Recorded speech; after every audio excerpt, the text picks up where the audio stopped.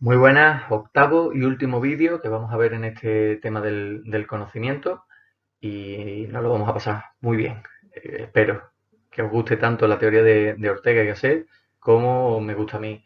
Mirad, este pantallazo el otro día me lo ponían en un curso que no tenía absolutamente nada que ver en principio con la filosofía y la propia ponente decía, bueno, esta imagen es muy típica, ¿no? Para hablar del relativismo a la hora de ver las cosas, ¿no?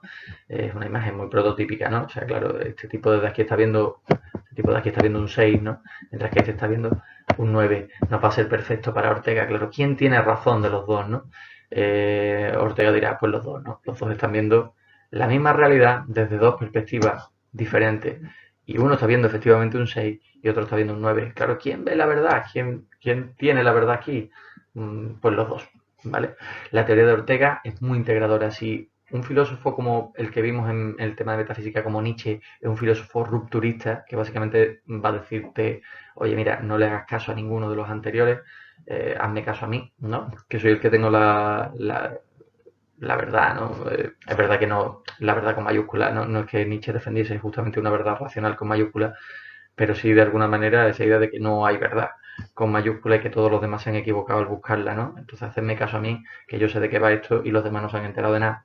Ortega va a ensayar una respuesta diferente, ¿vale? La idea de Ortega es todos, todas las teorías anteriores han sido una determinada perspectiva de la realidad y como tal tenían su porción de verdad y hay que tenerlas en cuenta. La filosofía de Ortega va a ser integradora. El propio Ortega defendía su perspectivismo así, ¿no? Decía que el perspectivismo integra todas las teorías anteriores y en su momento el propio perspectivismo será una teoría más para integrar con el resto, ¿vale? Porque todo conocimiento es perspectiva. Pero bueno, vamos a ver en qué consiste eso y qué es lo que nos quería decir Ortega, porque es chulísima esta teoría, me encanta. Mira, el perspectivismo de Ortega y Gasset básicamente lo que va a defender es que el sujeto capta siempre, es decir, y lo que capta siempre un sujeto es una porción de la realidad a la que tiene acceso desde su determinado punto de vista. ¿Vale? Esa es la idea clave del perspectivismo. Todo lo que los sujetos captamos, ¿vale? Y no solo en un sentido físico, ahora entenderéis un poquito más adelante por qué digo esto, no solo en un sentido físico, también en un sentido ideológico, lo que comprendemos de la realidad es una porción de la realidad a la que tenemos acceso desde nuestro determinado punto de vista. Aquí cabría una pregunta, que es la de si puede un punto de vista ser falso o ser verdadero. Ya un poco en la introducción lo habéis visto cuando hemos visto ese pantallazo primero, ¿no? Realmente un punto de vista es un punto de vista, ¿no? Ortega lo defenderá como una porción de verdad. No podemos decir que porque lo que estemos viendo lo veamos desde un determinado lugar y ciertas cosas las podamos ver desde ese lugar y otras no. Imaginemos, que es el ejemplo que os voy a poner mucho ahora durante esta presentación, imaginemos que estamos viendo la puerta desde un lado, porque es imposible que estemos a los dos lados de la puerta, ¿vale? Claro, imaginemos que otra persona, yo estoy viendo la puerta de un lado y otra persona la está viendo desde el otro. Sería bastante absurdo que discutiésemos sobre si lo que yo estoy viendo es la verdadera puerta y lo que el otro ve desde el otro lado es falsa o viceversa, ¿no? O sea, entraríamos en un diálogo ahí de besugo que no tendría mucho sentido. O sea, no, nuestros puntos de vista simplemente son, digamos, una porción de toda la realidad que se puede llegar a ver, pero ambos son auténticos. ¿Vale? Por lo tanto, el punto de vista en sí mismo no es falso, sino que es verdadero entendiéndolo como porción de verdad y no como verdad absoluta. ¿Vale? Bueno, aquí tenéis una imagen de Ortega y Gasset con Albert Einstein. No descansó el pobre Ortega hasta que lo conoció y pudo pasear, por ejemplo, aquí con él por Toledo, ¿no? Y incluso también se cartearon porque para Ortega y Gasset la teoría de la relatividad de Einstein es esa idea de que hasta los fenómenos físicos son relativos y dependen del observador, del punto de vista del observador, la velocidad a la que viaje el observador. Para Ortega y Gasset fue como refrendar totalmente su perspectivismo, ¿no? Era como ver que la ciencia había llegado al unísono, ¿no? Conjunto con la filosofía, teniendo su propia filosofía en este sentido, ¿no? Habían llegado al unísono a la misma conclusión, ¿no? Que todo, al final, todo nuestro conocimiento es un punto de vista determinado en el universo. Según Ortega, ¿vale? toda la filosofía anterior había caído en una de estas dos posturas, ¿vale? No hay que entender aquí, yo sé que os puede causar un poco de lío porque hemos visto lo que es el racionalismo como teoría del conocimiento pura y dura, ¿no? Y el relativismo lo hemos visto no como teoría del conocimiento, sino como postura o posición acerca de la posibilidad del conocimiento, la posibilidad de llegar a la verdad. Olvidaos de lo que hemos visto durante el tema, ¿vale? Y entendéis lo que nos va a decir Ortega. Ortega va a decir que la filosofía ha ensayado siempre de alguna manera una respuesta u otra. O sea, todos los filósofos los podemos meter en uno de estos dos sacos. O el saco racionalista, ¿vale? Que si os fijáis es un saco dogmático de creer en una verdad absoluta y que la razón puede llegar a ella, ¿vale?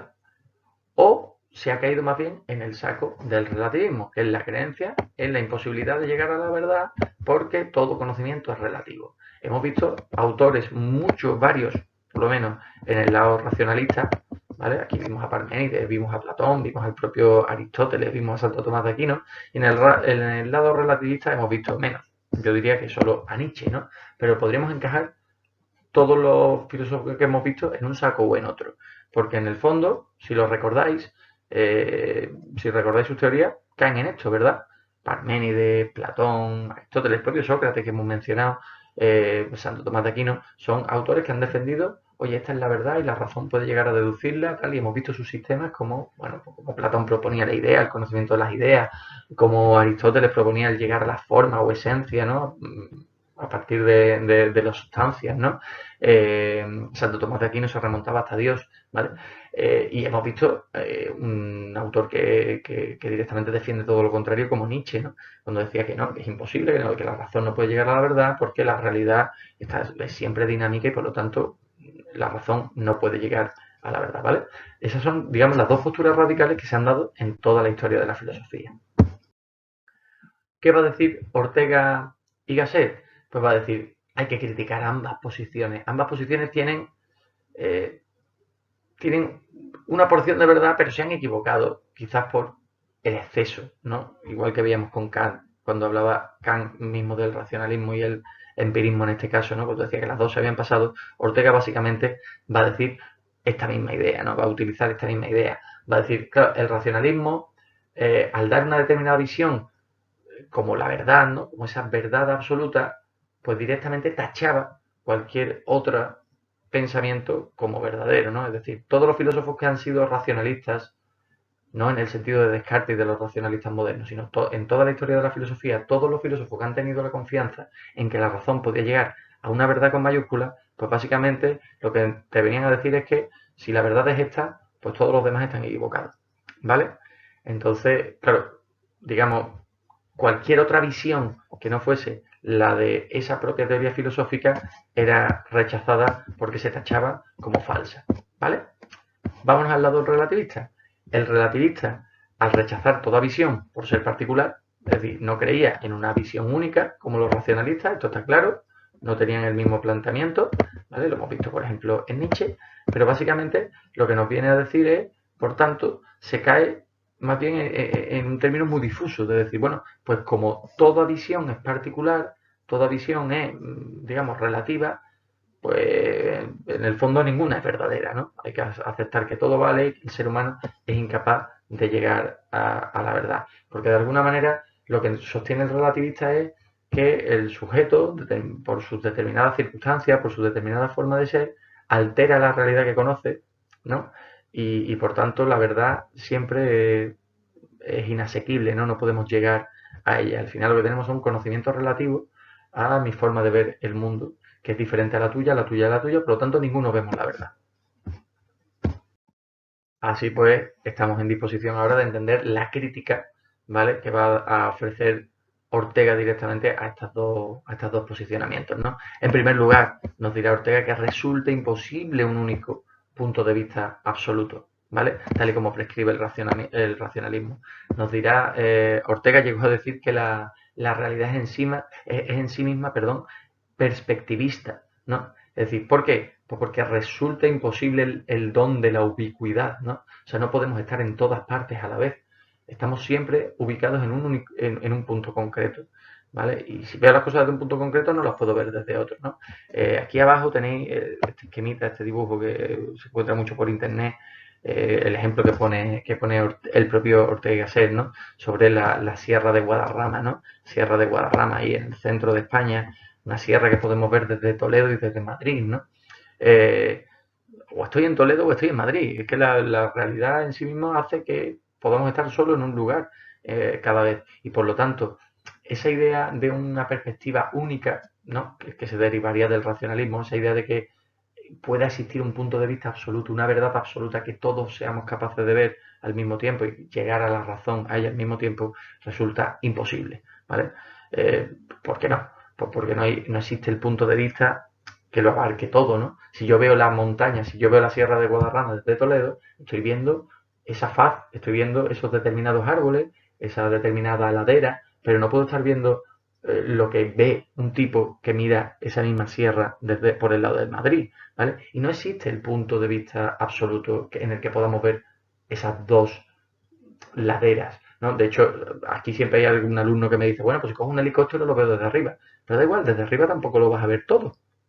De hecho, si yo estoy viendo la sierra desde abajo, por ejemplo, y hay árboles por esos montes, yo estaré viendo los árboles pues desde abajo. Y estaré viendo sus copas, e incluso a lo mejor veo la ardillita que salta por ahí, que tú no eres capaz de ver viéndolo desde arriba, desde ese helicóptero. No existe el punto de vista absoluto en el que me permita ver absolutamente todo, ¿vale? Por lo tanto, rechazamos esa idea racionalista. Y aquí que hay una rata y sería el 2 dirá, pero claro, pero es que por la misma razón también tenemos que rechazar el punto de vista, o por no repetir el concepto, que el punto de vista es muy de Ortega, tenemos que rechazar la postura del relativismo, que básicamente me venía a decir, ¿no? Es que como cada individuo ve las cosas a su manera, o sea, cada punto de vista es parcial, pues ya está, entonces que es falso porque el propio sujeto deforma la realidad y entonces pues ya está. Tenemos que rechazarlo porque el sujeto deforma la realidad. Dirá Ortega, no, no deformamos la realidad al ver un determinado punto de vista a la vez. Es decir, que yo esté viendo la puerta desde este lado y tú la estés viendo desde el otro lado, no deforma la puerta. La puerta es la que es. De hecho, si tú te pones en mi lado y yo me pongo en el tuyo, cada uno volvemos a ver la perspectiva que estaba viendo el otro perfectamente y no ha quedado deformada en sí. ¿Vale? Por lo tanto, el sujeto no deforma la realidad, sino simplemente capta el punto de vista, la porción concreta de la realidad que es capaz de captar. ¿Vale?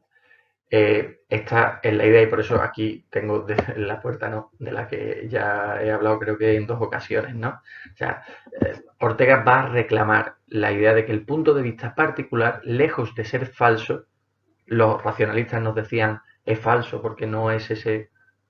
Entender que la filosofía racionalista o relativista o lo que Ortega está diciendo que se mete en un saco y en otro, realmente no hablaba en términos de punto de vista, pero para que nosotros lo entendamos, a partir de lo que dice Ortega, es mucho más fácil emplear estos mismos términos, ¿no? Entonces, básicamente, los racionalistas que creían en una verdad absoluta, es decir, en una única manera de ver las cosas y que la razón llegase a esa verdad, pues rechazaba, ¿no? Rechazaba el relativismo, rechazaba la relatividad de puntos de vista subjetivos, porque decía, claro, es que no han avanzado hasta un conocimiento objetivo, se tienen que olvidar de la subjetividad y avanzar hacia un conocimiento objetivo.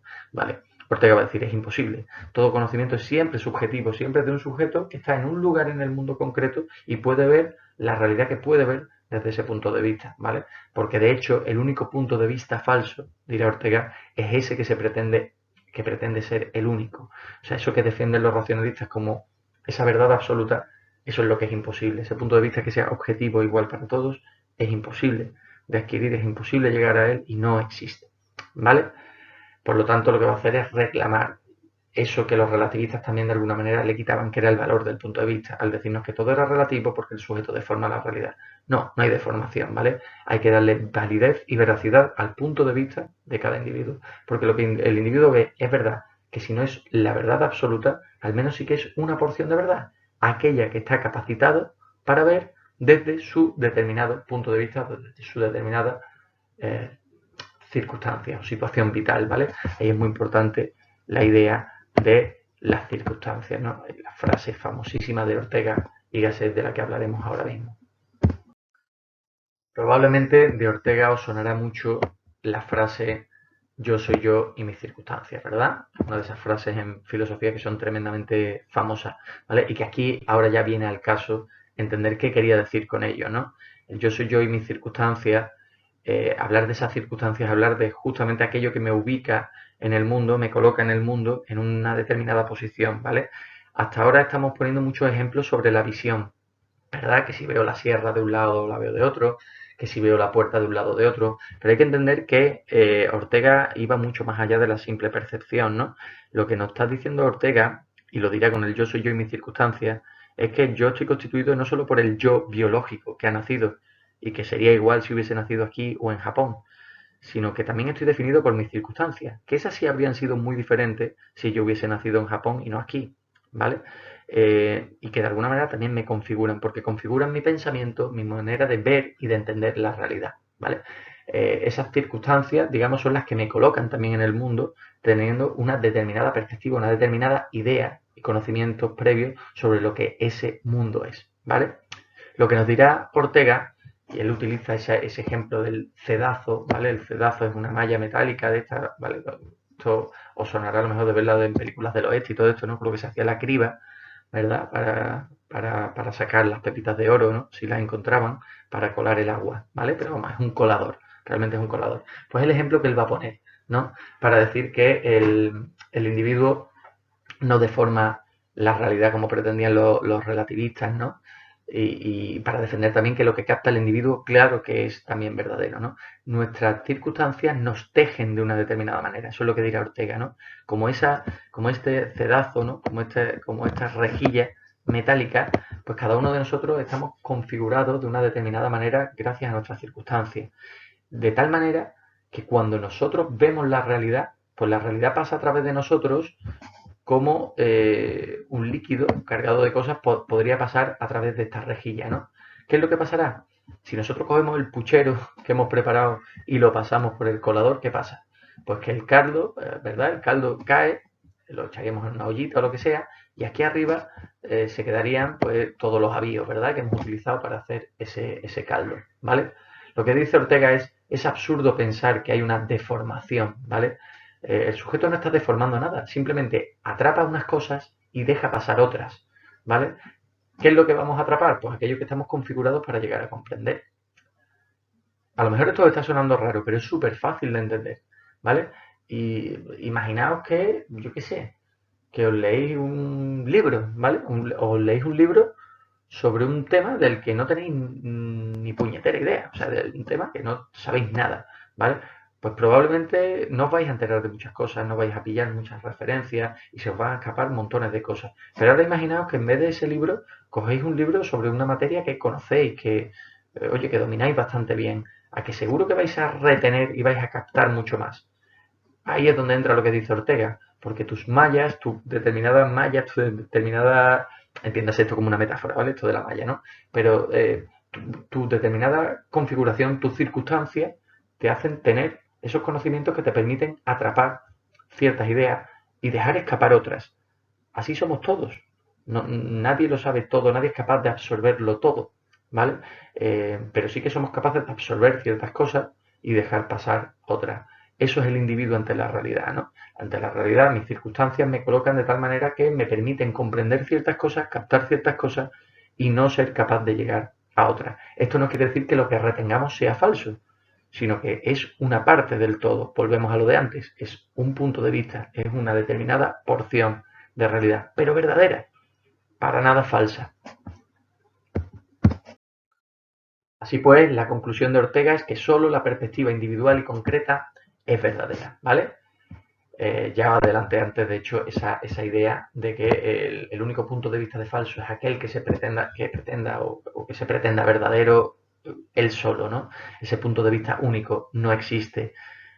Hay un pasaje de Ortega y Gasset en la doctrina del punto de vista que es genial, ¿no? Porque fijaos lo que dice Ortega, no era un autor creyente, ¿no? Que defendiese la existencia de Dios en su filosofía, pero sí que utiliza a Dios como argumento, ¿vale? Simplemente para probar su perspectivismo, ¿no?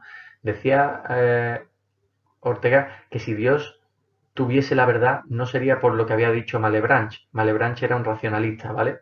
Que Malebranche defendía que Dios, de alguna manera, era capaz de ver el mundo desde la perspectiva verdadera, ¿no? Ortega decía, Malebranche se equivocaba. Si Dios existiese, ¿no?, y viese la verdad, no sería por verla desde ese punto de vista único, sino porque, ¿qué se dice de Dios? Que es omnipresente, que está en todas partes. Y si está en todas partes, vería la realidad desde todas las partes a la vez. Fijaos cómo utiliza un argumento racionalista, le da la vuelta para defender su perspectivismo, ¿no? Es decir, Dios no vería la verdad por verla desde un punto de vista único, sino que la vería porque es capaz de ver todos los puntos de vista a la vez, cosa que es imposible para cualquier ser existente, ¿no? De hecho, Ortega va a defender que la verdad total estaría en la suma de los puntos de vista, ¿no? Eso que se llama la omnímoda verdad. Omni es todo, moda viene de modo, ¿vale? La verdad de todos los modos posibles sería la integración de todos los puntos de vista. Por esto, por lo que se suele apuntar mucho la idea de que la teoría de Ortega es muy democrática, muy democratizadora, ¿no? Porque implica que entendamos los puntos de vista diferentes que hay sobre los temas para abarcarlos realmente, ¿no? También el propio Ortega defendía mucho la colaboración en la investigación científica, ¿no? Siempre es mejor que varios científicos trabajen porque ofrecen distintas perspectivas sobre un mismo tema y eso siempre es enriquecedor para la propia investigación, ¿vale? Os voy a dejar en este caso con una actividad para ver cómo la contestaríais a partir de la teoría de Ortega, ¿vale? Os la explico rápidamente. Mirad, la actividad se llama Dos profes, tú y una película, ¿vale? Y es sencilla la premisa. Imagina la siguiente situación. Un profe de historia, otro de ciencias políticas y tú veis una película sobre la Revolución Rusa, ¿vale? Esa es la premisa, ¿vale? Un profe de historia, uno de ciencias políticas y tú. Os sentáis a ver la peli sobre la Revolución Rusa. El segundo punto, explica desde el perspectivismo orteguiano qué ocurriría con ese visionado, teniendo en cuenta qué explicación deberá, que en la explicación deberán quedar contestadas, hay varias erratas, cuestiones como qué captaría de la película cada individuo, si alguna visión tendría más validez o veracidad que otra, si quedaría distorsionada o deformada la historia de la película por alguno de los puntos de vista, ¿vale? Básicamente, ¿qué nos diría Ortega a partir de lo que hemos visto, ¿vale? De su perspectivismo y de ese yo soy yo y mis circunstancias, ¿vale? Lo dejamos aquí y con esto despedimos el tema. Espero que os haya resultado interesante y si tenéis alguna duda, ya sabéis, en los comentarios o en clase. Chao, chao.